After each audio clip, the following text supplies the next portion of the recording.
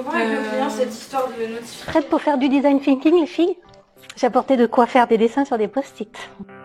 Beaucoup ont déjà entendu parler du design thinking, utilisé dans la démarche du UX design. Mais il ne se résume pas qu'à l'utilisation de post-it. Le design thinking est avant tout une approche qui permet de concevoir des produits et des services de manière optimale. C'est une méthodologie collaborative, itérative et qui va largement impliquer l'utilisateur final dans la conception. Elle se développe en 5 étapes.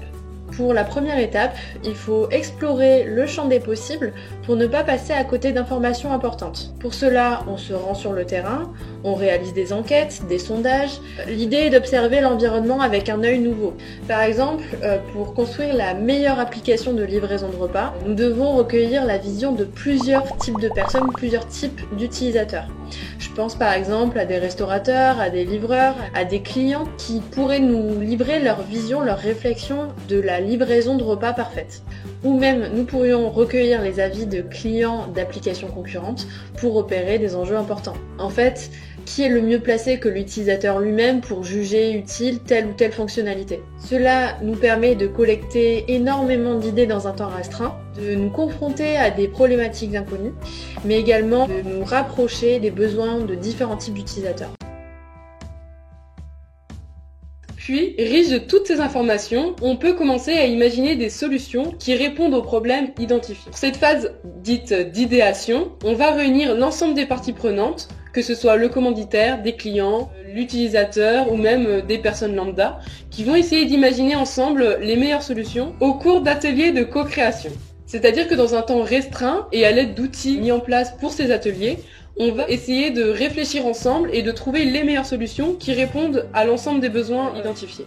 Mais le design thinking n'est pas un processus linéaire. Toutes les solutions imaginées pendant les ateliers de design thinking doivent être confrontées aux utilisateurs potentiels et également aux contraintes du projet.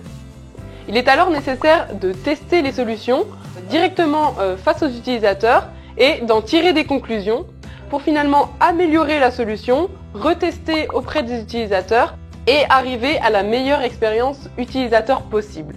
C'est un processus qui est dit itératif et qui repasse par l'ensemble des étapes de la méthodologie pour vraiment améliorer l'expérience et trouver la meilleure solution.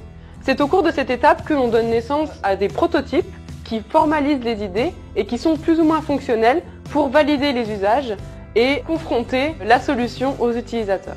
Enfin, vous testez l'application auprès des utilisateurs et appréhendez leur réaction vis-à-vis de cette solution pour pouvoir valider une fonctionnalité ou l'améliorer en reprenant notre méthodologie. Pour l'exemple d'application de livraison de repas, nous serions allés directement auprès des utilisateurs et des restaurateurs pour leur soumettre l'application et leur demander de nous faire des retours. On observera si la solution a été acceptée et jugée utile par tous.